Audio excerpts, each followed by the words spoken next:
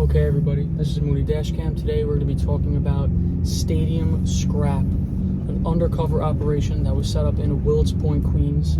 I know it as the Junkyard, some people know it as the Iron Triangle. But this was an undercover operation set up by 4 undercover policemen, obviously with the backing of all the NYPD and other organizations, that was set up to catch fraud in the scrap metal industry, which there's a lot of. But they didn't think they were going to catch Carmine Agnello, a Gambino captain and son-in-law of John Gotti. All right, let's flip this around and get into it. Okay, I wanted to start the video off here just so I could show you how crazy the difference is in this area. That's a tennis stadium where parts of the US Open are held at, or the whole US Open. I don't really follow tennis. And then the area that we go to, that I'm going to refer to as the Junkyard the whole time, but people refer to it as the Iron Triangle, Willets Point, the spot where all the car places are. It's pretty much the spot where if you need something cheap done to your car, you could go there and get it done. It looks like a third world country. I've had a video there before. If you scroll back on my channel, you'll see it. So that's a tennis stadium. We're going to pass Citi Field, which was formerly Shea Stadium that they knocked down and built Citi Field right next to it. That's besides the point. The address that we're going to is 126-49, 35th Avenue. The building is not there anymore. Not that there was a building there to begin with. I believe it was just a trailer and a yard and some equipment. But there's nothing there anymore because the city is buying back all this property so they can knock it down and build it into something else. There's talk of condos, talk of that it's going to be a big parking lot. No one really knows. It's a really slow process. This is Citi Field on the right, if you can see that. So you have these 2 giant world-known stadiums, and then when we drive into this area, you're going to see how crazy this is. So this all starts in 1999 when the undercover cops decide to start this operation. Shortly after they started, like I said, they started it to get, just to clean up some fraud going on in the scrap metal industry. Who knows if that's really the case? Maybe their big goal was really Carmine Agnello, but this is the story they're putting out. They don't want you going in that parking lot. If they don't want you going in that parking lot, you see that big piece of metal there? So, they open up in 1999. Shortly after they open, in May 1999, Carmine Agnello pays them a visit with his buddy, Joseph Jumbo Berger. Jumbo is his street name, I guess you could say. And they try to intimidate the owners, which are cops, as we know, into doing business with them. They wanted to do business with them and sell them their metal and their cars at a cheaper price than they would sell to anybody else, obviously to keep their profits up and to keep control over the scrap metal industry, which Carmine Agnello had a giant piece of that. Had scrap yards. He had a scrap yard in the Bronx, a processing center, and he has scrap yards all over Liberty Avenue and other parts all over the city. So he's a major player in the scrap industry. So he says to him, "I'm not here to hurt you. Ride with me or we'll bump heads. I'm telling you we could do business or we're gonna bump heads." The cop says, "I got a lot of fucking money here, workers, machinery, I got leases. I'm fucking staying here." I don't know, maybe they're trying to get something out of Agnello when he shows up, replying in that kind of way. So Carmine goes, "Then I guess we're going to be in competition. I hope I didn't ruin your day. I got no more to say." Then the cops, really to put the icing on top, "Next time, can you bring cannolis at least?" And they laugh. So 3 weeks later, that doesn't go unanswered. You know what I mean? Not to Carmine Agnello. If anyone knows about his history, he even told them at one point, "I've been to jail 30 times. I'll be in jail 30 more times. You know, cracking you over the head is not a big deal to me." So 3 weeks later, he gets like a low-level street guy, street thug. His name was John Roberts. So he tells John Roberts to break into the place and firebomb it. So John Roberts goes over there and he's cutting the lock to the place. And now they don't know at the time this is an undercover police situation. So he's cutting the locks to the place, and obviously he's on surveillance. He gets scooped up by the police. He never even gets to set off a firebomb or anything like that. Not set off, but throw a firebomb like a Molotov cocktail. Let's turn down here.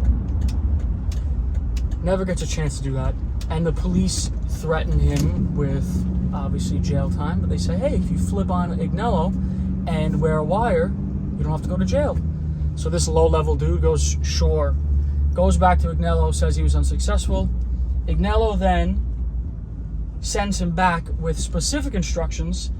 Listen to me. All you got to do is buy glass, fill them up, throw them over the fence, all around the truck, all around the office. He wanted him to burn a flatbed truck and the trailer that the office was in. All around the office, then get in your car, wing it, and keep going. Get it? I'll give you $2,000. I got to drive past this really, really rough spot. As you can see, I wasn't lying when I said it is like a third world country over here.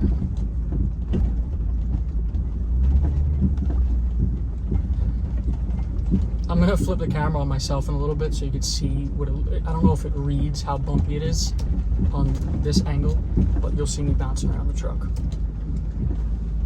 So he goes, I'll give you $2,000.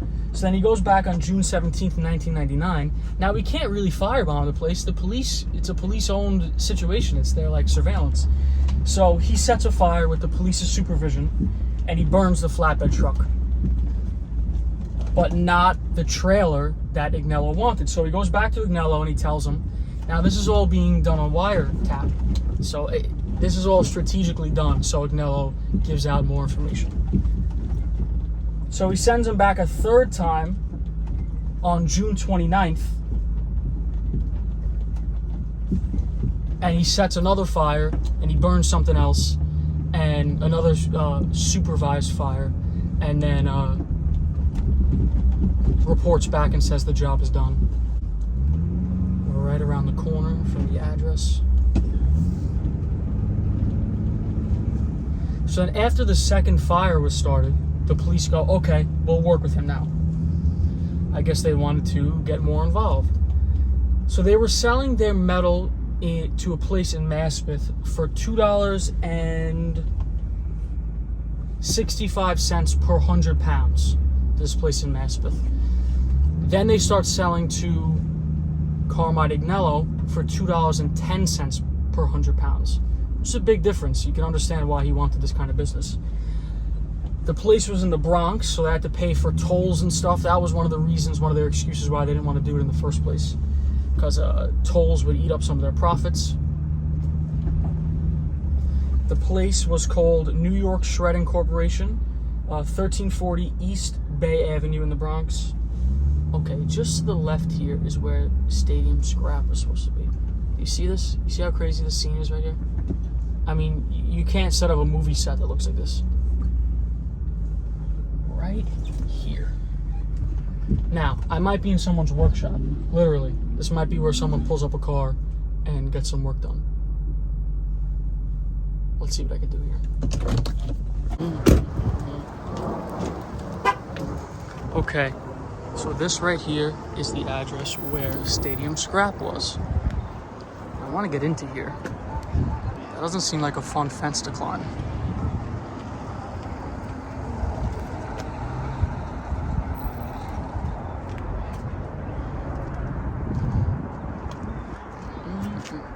Just look at this place. It's crazy.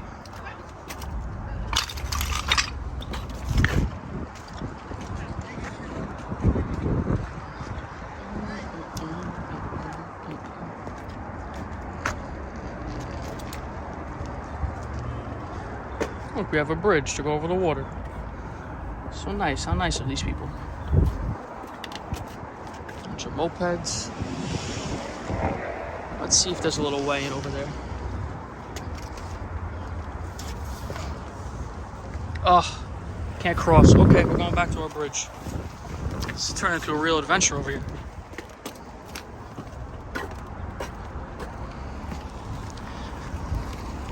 Oh, I think I see our way in. Perfect. Okay, we'll walk in the mud. We'll walk in the mud, no big deal. TV.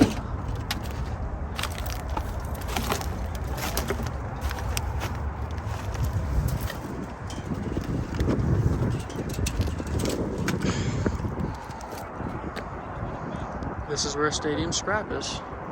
See my truck over there? Let's enter.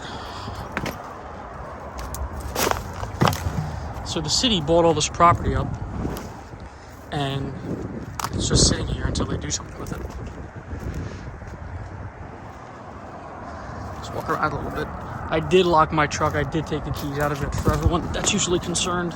Almost tripped, by the way, if you didn't notice that.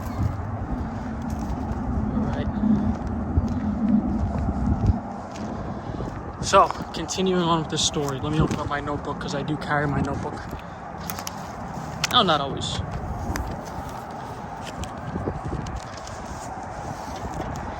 This is wild over here. Like I said, you can't make a set for a scene, for a movie like this. This is natural. It's how it is. So they say that his Bronx processing situation brought in like $30 million a year. Carmine Agnello was so rich, it was unbelievable. I'm gonna put the Gotti house video in my description so you guys could check that out. That was his house that he lived in with his wife at the time, Victoria Gotti, who is John Gotti's daughter. That's why he's John Gotti's son-in-law, like I said in the beginning.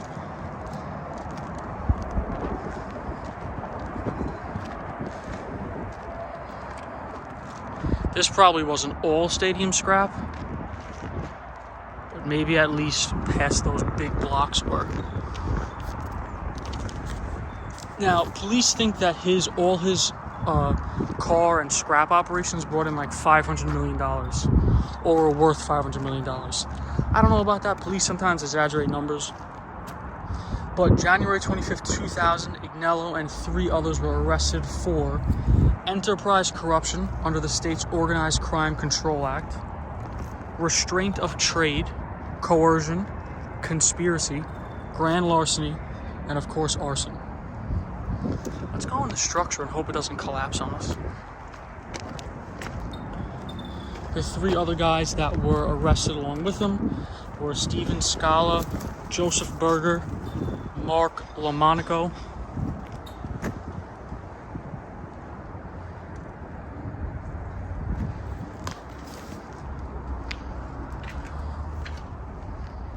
I saw some animals running over here before.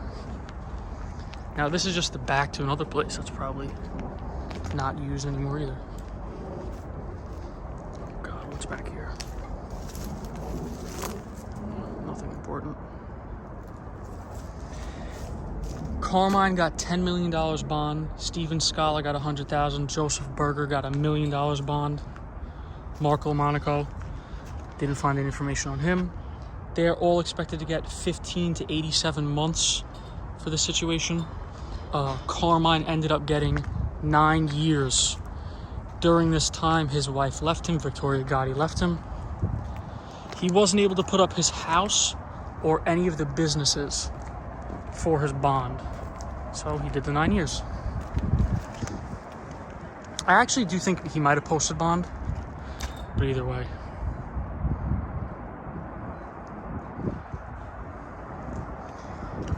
Now, Stadium Scrap initially, look at the backdrop of Citi Field right there. It's like a dystopian view of the world. Like I said initially, Stadium Scrap was set up to catch like low-level fraud in the scrap metal industry, which there's a lot of.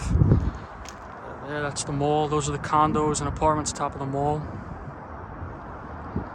So they arrested 48 other people for insurance fraud, possession of stolen property, and VIN fraud, vehicle identification number fraud.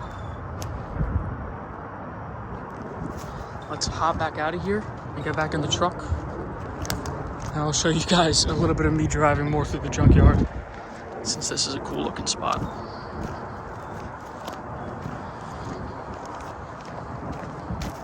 Ooh, I'm taking that.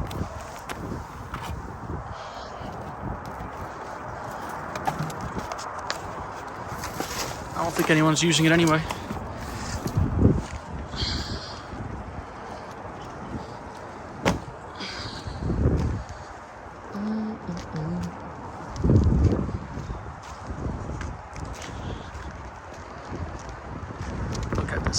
cars have been here for months.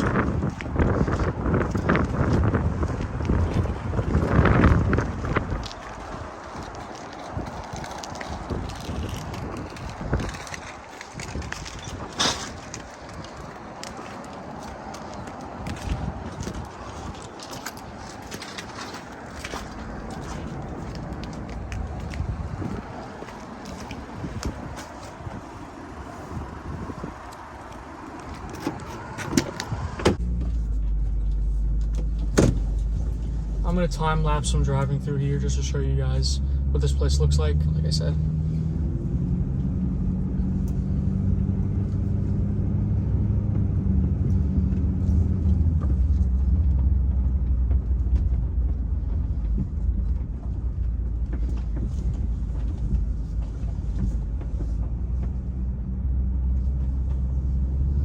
Now it's also a Sunday. This is not as busy as it normally is.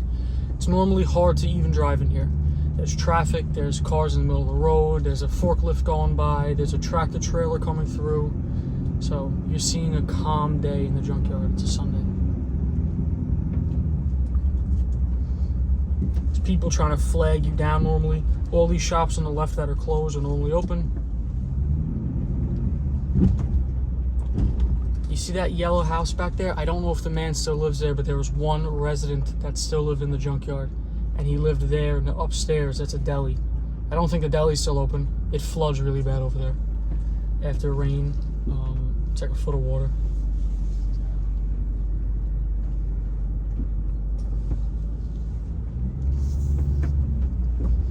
Anyone want a hot dog? No one has any cars on the road. Doesn't cross anyone's mind here. Like this. Don't wave me on when there's no room. I know when I get fit through something. That's one of my things. I don't know if you guys definitely don't know that I've never told you, but when someone waves me on in traffic, oh, I hate it.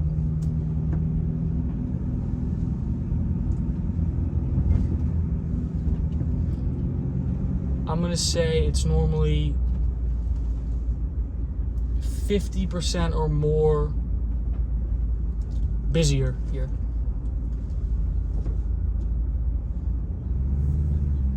You guys all hear my truck. How does she not?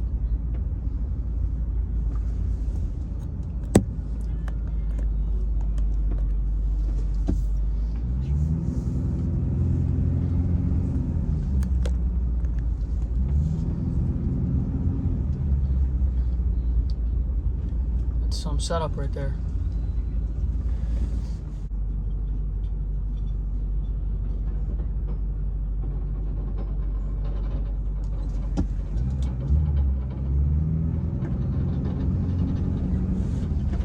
Flip the camera around. I'll talk as this last part as I drive over the bumps. So the cops said that they feared for their lives daily during this whole operation, because you have, one of the most feared Gambino captains on you, and then you end up working with him, so you're kind of dealing with him on like a day-to-day basis. Shoot past the smooth part so you guys can see how crazy it gets. Dealing with them on a day-to-day basis, and the truck drivers that were taking their metal and cars from here to the Bronx or over the bridges got pretty close with Agnello. They almost got as close. They exchanged jackets and hats and shirts, which is kind of normal, but they even got as close as to almost spending Christmas together with the families. And then they shut down the whole operation and arrested Agnello. See what I'm saying? Now, my truck doesn't ride perfect. It's a 2002 Ford F-250 set up with extra suspension situation, so it's a little stiffer than a regular truck, but it's not a bad ride. And this is crazy. This is not even the worst spot. There's a spot up here right up here, where there's a waste management place, and they have big container trucks and bulldozers that go back and forth every day, and they destroyed the road. The road wasn't good to begin with, and then they really destroyed it. And let me tell you, the city came through here and put down a strip of pavement, so this used to be worse. I've been coming here since I was a kid. This is the bad spot. I'm not even going 5 miles an hour.